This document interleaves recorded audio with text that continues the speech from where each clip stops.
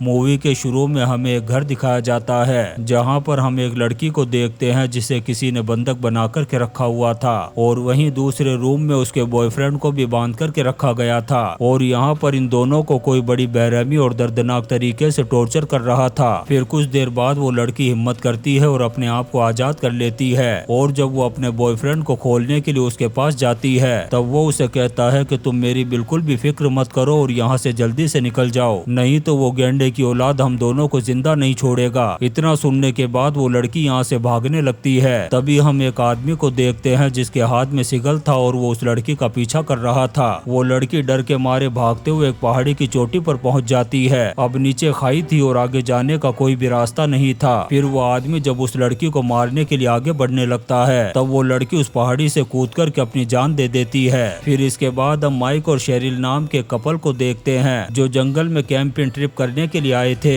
ये दोनों forest office में जाकर के ट्रैकिंग करने के लिए सबसे अच्छी जगह के बारे में पूछते हैं। तब वहाँ पर मौजूद ऑफिसर इन्हें कहता है कि तुम इस जंगल में कहीं भी ट्रैकिंग कर सकते हो, लेकिन एक बात याद रखना कि ये जंगल बहुत ही ज्यादा खतरनाक है, इसलिए तुम्हें हमेशा अलर्ट रहना होगा। अब ये दोनों जंगल में जाने से पहले अपने फोन को गाड़ी में ही छोड़ देते हैं क्योंकि ये बिल्कुल भी नहीं चाहते थे कि कोई इनको डिस्टर्ब करे। अब ये दोनों जब जंगल में पहुँचते हैं तो कंफ्यूज हो जाते हैं कि इनको सबसे पहले कहाँ पर जाना चाहिए।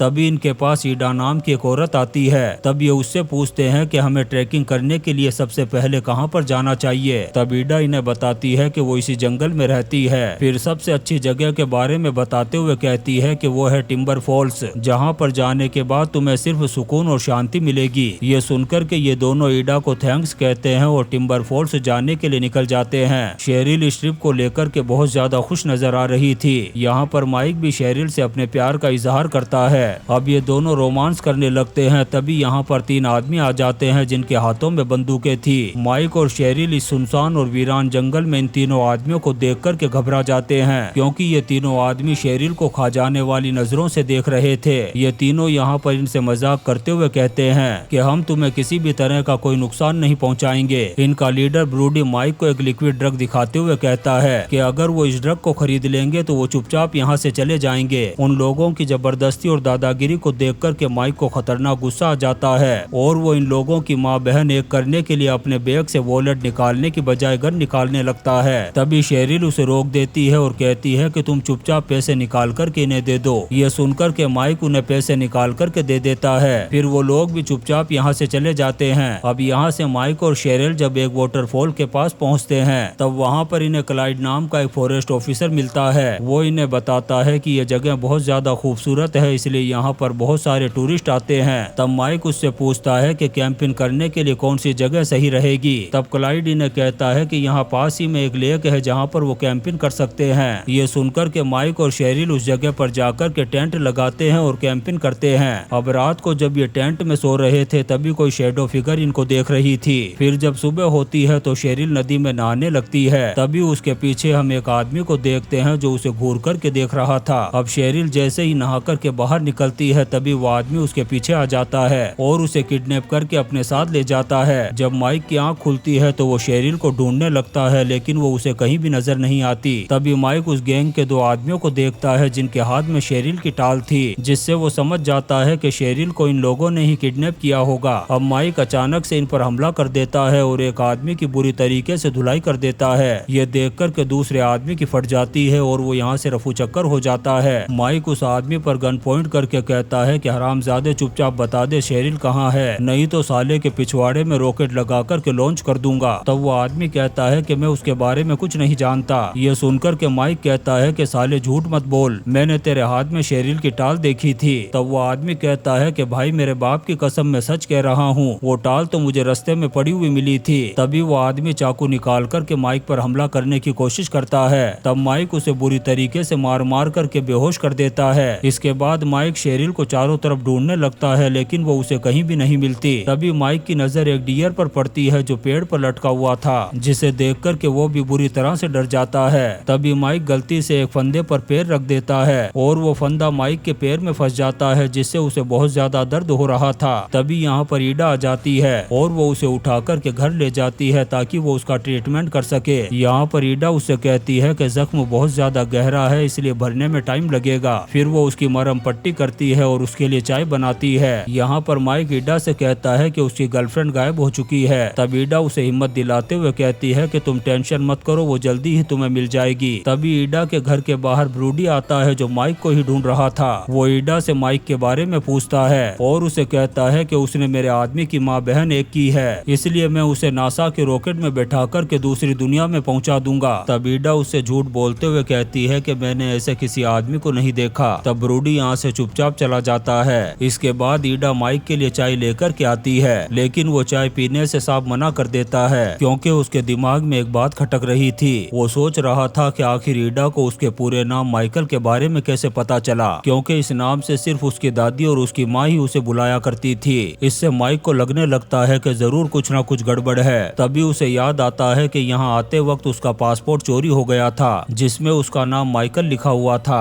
अब उसे लगने लगता है कि शायद वो पासपोर्ट ईडा ने ही चुराया होगा। फिर वो ईडा से कहता है कि मैं तुम पर भरोसा नहीं कर सकता, इसलिए मैं यहाँ से जा रहा हूँ। तभी ईडा एक रोड से उस पर हमला कर देती है और कहती है कि मैं तुम्हें यहाँ से जाने नहीं दूंगी। तब माइक ईडा की भी धुलाई करके उसे बेहोश कर देता है और उस घर में शेरिल को ढूंढने लगता है। तभी माइक को एक खुफिया दरवाजा नजर आता है जिसमें से होकर वो बेसमेंट में पहुंच जाता है। यहाँ पर माइक कुछ बोतल्स को देखता है जिसमें इन लोगों ने छोटे बच्चों को बंद करके रखा हुआ था और यहीं पर वो शेरिल को भी देखता है जिसे बंदी बना करके रखा गया था। जब माइक शेरिल के मुंह से पट्टी हटाता है तब शेरिल उसे कहती है कि जल्दी करो नहीं तो वो आ जाएगा। अब माइक शेरिल की रस्सी को खोलता है और जब ये दोनों यहाँ से भागने लगते हैं तभी अचानक से एक अजीबोगरीब शक्ल वाला आदमी यहाँ पर आ जाता है जिसके हाथ में एक खतरनाक हथियार था। वो माइक को देखते ही उस पर हमला कर देता है। यहाँ पर माइक और उस आदमी के बीच में जबरदस्त फाइट हो जाती है। तब वो आदमी माइक के सर पर एक हथौड़े से वार कर देता है जिससे माइक बेहोश हो जाता है। अब वो आदमी शेरिल को पकड़ने के लिए उसके पीछे भागता है। उधर शेरिल भागते हुए एक सड़क के किनारे पर पहुंच जाती है। तभी उसे गाड़ी आती हुई दिखाई देती है। उस गाड़ी में क्लाइड नाम का वो फॉरेस्ट ऑफिसर था जिसे देख कर के शेरिल उससे मदद मांगती है और कहती है कि वो आदमी मुझे मार डालेगा। तभी वो अजीबोगरीब शक्ल वाला आदमी क्लाइड के पास आ जाता है। तब क्लाइड उस पर गुस्सा करते हुए कहता है कि साले हरामजादे, ये लड़की तुझसे बचकर के कैसे भाग गई। ये सुनकर के शेरिल को पता चल जाता है कि ये भी उससे मिला हुआ है। अब शेरिल फिर से यहाँ से भागने की कोशिश करने लगती है। तभी क्लाइड एक रोड से उसके सर पर वार करता है जिससे शेरिल बेहोश हो जाती है। फिर रात को ये लोग माइक और शेरिल को दूल्हा दुल्हन की तरह सजाते हैं और जबरदस्ती उनकी शादी करवाते हैं। यहाँ पर क्लाइड इन्हें बताता है कि वो बाइबल को बहुत मानते हैं और उसके खिलाफ कभी नहीं जाते। फिर ईडा इन्हें कहती है कि तुम लोगों ने शादी से पहले रिलेशन किए हैं और ये बहुत बड़ा पाप है, इसलिए हमने तुम दोनों की शादी करवाई है। फिर वो इन्हें उस अजीब और गरीब आदमी के बारे में बताते हुए कहती है कि इसका नाम डिकॉन है और ये मेरा भाई है और ये उनकी माँ बहन एक कर देता है जो इसकी बात को नहीं मानते। अब रात को डिकॉन शेरिल के पास आकर के उसे गंदे तरीके से छूने की कोशिश करता है। तब ईडा आकर के उसे डांट करके भगा देती है। उधर क्लाइड माइक के पास जाकर के उसे बताता है कि ईश्वर ने उन्हें इस लायक नहीं बनाया कि वो बच्चे पैदा कर सके, इसलिए हम चाहते हैं कि तुम और शेरिल मिलकर के हमारे लिए बच्चे पैदा करो ताकि हम उन्हें अपने साथ रख सकें। उधर ईडा शेरिल को भी यही बात बताती है जिसे सुनकर के शेरिल कहती है कि प्लीज हमें यहाँ से जाने दो। फिर ये शेरिल और माइक को एक कमरे में ले जाकर के बंद कर देते हैं ताकि ये आपस में रिलेशन करके बच्चा पैदा कर सके। फिर जब सुबह होती है तो डिकॉन और ईडा कमरे में आते हैं। तब डिकॉन माइक को ले जाकर के एक दूसरे रूम में बांध देता है और ईडा शेरिल को चेक करने लगती है कि रात को इन्होंने रिलेशन किए थे या नहीं। उधर क्लाइड माइक को समझाते हुए कहता है कि अगर उसने हमारी बात नहीं मानी तो उसे बुरी तरह से टॉर्चर किया जाएगा। तभी डिकॉन एक ब्लेड वाला औजार उठाता है और माइक की पीठ को काट देता है। फिर उसके बाद वो उसके जख्म पर अल्कोहल गिराता है जिससे माइक को बहुत ज्यादा दर्द होता है। उधर ईडा शेरिल की उंगली काट देती है क्योंकि उसने उसकी बात नहीं मानी थी।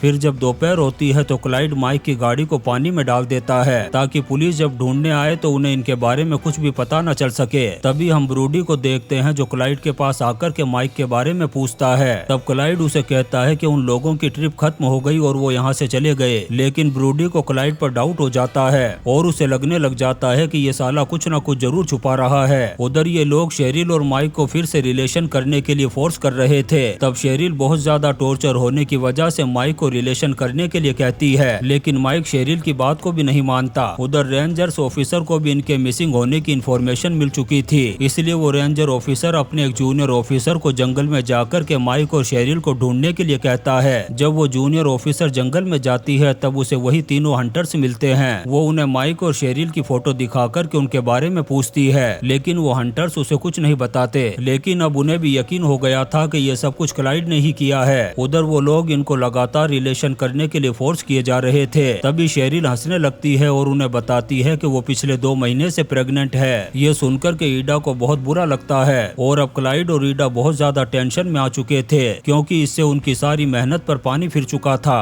तभी हम उन हंटर्स को देखते हैं जो ईडा और क्लाइड की सच्चाई जानने के लिए उनके घर तक पहुंच गए थे। अब वो घर के दरवाजे को तोड़कर के अंदर घुसते हैं। तभी ईडा और क्लाइड को भी उनके अंदर आने के बारे में पता चल जाता है, इसलिए वो माइक और शेरिल को वहीं पर छोड़कर के उन्हें देखने के लिए चले जाते हैं। इधर माइक अपने आप को छुड़ाने की कोशिश कर रहा था। तभी उन 3 हंटर्स में से एक आदमी बेसमेंट तक पहुंच जाता है। अब वो जैसे ही दरवाजे को खोलता है तभी क्लाइड पीछे से आकर के उसके सर पर वार कर देता है, जिससे वो हंटर नासा के रॉकेट में बैठ कर के ऊपर पहुंच जाता है। तभी हम दूसरे हंटर को देखते हैं जो उस बेसमेंट में पहुंच चुका था। वहाँ पर उसे बहुत सारी अजीबोगरीब चीजें नजर आती है। उधर ईडा क्लाइड से कहती है कि हमें शेरिल के बच्चे को गिरा देना चाहिए। तब क्लाइड कहता है कि वो दोनों अब हमारे किसी भी काम के नहीं, इसलिए हम उन्हें खत्म कर देंगे और किसी दूसरे कपल को अपने जाल में फंसा कर के बच्चे पैदा करवाएंगे। अब इसके बाद क्लाइड माइक और शेरिल को खत्म करने के लिए उस बेसमेंट में जाता है। तभी हम माइक को देखते हैं जो अब आजाद हो चुका था। वो जैसे ही क्लाइड को देखता है अपने हाथ में रखी हुई गन से उस पर अटैक कर देता है, जिससे क्लाइड की भी नासा के रॉकेट में सीट कंफर्म हो जाती है और वो ऊपर पहुंच जाता है। तभी ईडा भी यहाँ पर आ जाती है और क्लाइड की लाश को देख कर के उसकी भी पैंट गीली हो जाती है। अब वो गुस्से में आकर के माइक की पीठ पर लगे हुए घाव पर बार बार अटैक करती है। तभी शेरिल भी अपने आप को किसी तरह से आजाद कर लेती है और ईडा पर अटैक कर देती है। फिर ये लोग ईडा को उसी बेसमेंट में बंद करके यहाँ से निकल जाते हैं। अब माइक बहुत ज्यादा जख्मी हो चुका था, इसलिए उसे चलने में भी बहुत ज्यादा प्रॉब्लम हो रही थी। अब शेरिल उस घर में जाती है और पुलिस से कांटेक्ट करती है ताकि वो यहाँ पर आकर के इनकी मदद कर सके। तभी अचानक से यहाँ पर डिकॉन आ जाता है और शेरिल पर हमला कर देता है। तभी शेरिल पास में पड़े हुए क्रॉस को उठा करके उसके चेहरे पर वार कर देती है, जिससे उसका चेहरा और भी ज्यादा भयानक हो जाता है। अब डेकोन डर के मारे यहाँ से भागने लगता है। तभी शेरिल अल्कोहल की बोतल में आग लगा करके उसकी तरफ फेंकती है, जिससे डेकोन नाम का ये रावण जलने लगता है। फिर शेरिल माइक के पास जाती है और उसे गले लगा लेती है। तभी हम ईडा को देखते हैं जो माइक के पीछे आकर के उस पर वार कर देती है। ये देख कर के शेरिल को खतरनाक गुस्सा आ जाता है और वो एक तलवार से वार करके ईडा का सर उसके धड़ से अलग कर देती है। तभी शेरिल को यहाँ पर एक फोन पड़ा हुआ दिखाई देता है। तब वो पुलिस को कॉल करती है और यहाँ पर बुला लेती है। फिर हमें 1 साल बाद का सीन दिखाया जाता है, जहाँ पर हम माइक और शेरिल को देखते हैं जो अब पेरेंट्स बन चुके थे। वो अपनी छोटी सी बेटी को रूम में सुला करके वहाँ से चले जाते हैं और इसी सीन को दिखाते हुए ये शानदार मूवी टिम्बर फॉल्स खत्म हो जाती है। दोस्तों, हम आपके लिए ऐसी ही इंटरेस्टिंग मूवीज एक्सप्लेन करते रहेंगे, तो आप चैनल को सब्सक्राइब जरूर करें और लाइक और कमेंट्स भी करें। Thank you.